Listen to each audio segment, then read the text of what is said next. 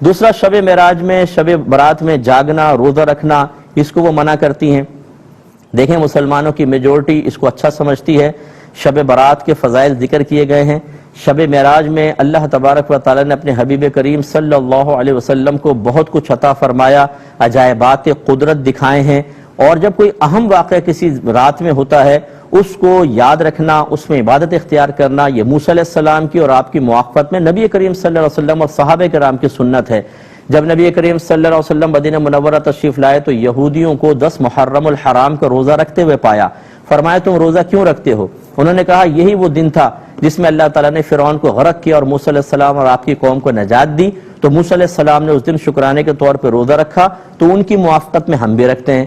نبی کریم صلی اللہ علیہ وسلم نے صحابہ کرام سے ارشاد فرمایا کہ موسیٰ کی موافقت اختیار کرنے میں ہم ان کے مقابلے میں موسیٰ سے قریب ہیں، لہذا تم بھی روزہ رکھو۔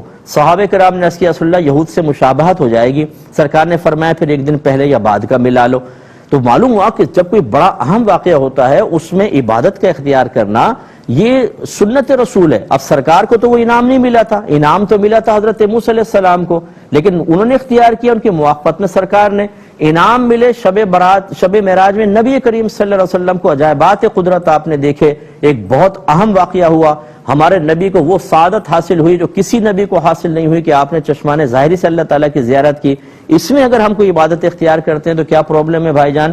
کوئی زنا تو نہیں کر رہا، گالیاں تو نہیں بک رہا، فائرنگ تو نہیں کر رہا، لڑکیوں کو تو نہیں چھیڑ رہا، وہ فیس بک پہ بیٹھ کے غلط قسم کی چیٹ تو نہیں کر رہا، مسجد میں آ کے اللہ کی عبادت کر رہا ہے، قرآن پڑھ رہا ہے، نماز پڑھ رہا ہے۔ آخر تکلیف کیا کس چیز کی ہے؟ یہ چاہتے ہیں کہ مسجدوں سے باہر نکل کے لڑکے آوارہ گردیاں کریں؟ وہ کیا کریں گے باہر نکل کے بتائیں شب معراج میں اور شب برات میں؟ اگر ہم مسجد میں نہ آنے دیں ان کو، وہ جائیں گے ٹک ٹاک کے اوپر بیٹھ جائیں گے، فلے جگہ بیٹھ جائیں گے، فٹ پاتھ پہ بیٹھ جائیں گے، یہ بہتر ہے۔ مسجد میں آنا بہتر نہیں ہے۔ جبکہ ان جو مسلمان مسجدوں میں آ رہے ہیں ان راتوں میں انہیں علماء کی تائید حاصل ہے، متقی، پرہیزگار، صاحب علم علماء، یہ بھی نہیں کہ عوام نے خود اختیار کر لیا ہو۔ اور یہ اچھی طرح یاد رکھیں گے لا تجتمع امتی علی الضلالہ، سرکار نے ارشاد فرمایا میری امت کبھی گمراہی پر مجتمع نہیں ہوگی۔ مسلمانوں کی میجورٹی آج مسجدوں کے اندر ہوتی ہے شب برات شب معراج میں، مینورٹی باہر ہوتی ہے۔ مینورٹی ٹھیک ہوگی، میجورٹی غلط ہوگی۔ میری عقل سے بھی انسان سوچ لے۔ تو میں اپنی بہنوں سے گزارش کرتا ہوں جو خواتین اس قسم کی تفسیر پڑھا کر آپ کو اس قسم کی باتیں کہہ رہی ہیں ان سے آپ بالکل دور رہیں۔ وہ تفسیر نہیں پڑھا رہی، وہ تخریب کر رہی ہیں، معذرت کے ساتھ برا نہیں مانیے گا، آپ ان سے بالکل علیحدہ ہو جائیں۔ اہل سنت کے یہ معمولات ہیں، اہل سنت کے علماء نے آپ کو اس کی ترغیب دی ہے، قرآن و حدیث سے اس پہ دلائل موجود ہیں، لہٰذا آپ اسی پر عمل کریں، یہی آپ کے حق میں بہتر ہے۔ جو اس کے خلاف کرتا ہے اسے لڑائی جھگڑے بھی نہ کریں، تنقید بھی نہ کریں، لیکن بہرحال ان کو جوائن کرنا یہ بالکل آپ کے لیے شرعاً صحیح نہیں ہوگا، ان سے آپ علیحدہ ہٹ کر رہے ہیں۔ کس نے کہا یہ کہنا کیسا ہے؟ با ادب با نصیب اور بے ادب بے نصیب۔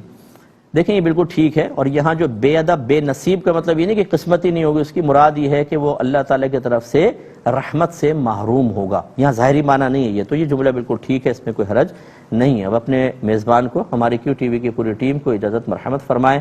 آپ ہمارے لیے دعا کیجئے، ہم آپ کے لیے دعا گو ہیں کہ اللہ تبارک و تعالیٰ آپ کو ایسے خاص موقع پہ جب اللہ تعالیٰ کی رحمتیں نازل ہو رہی ہوں تو وساوس میں مبتلا ہو کر برکتوں کو چھوڑ دینے کے بجائے رحمتیں حاصل کرنے کی توفیق عطا فرمائے۔ آمین۔ وآخر دعوانا ان الحمد للہ رب العالمین۔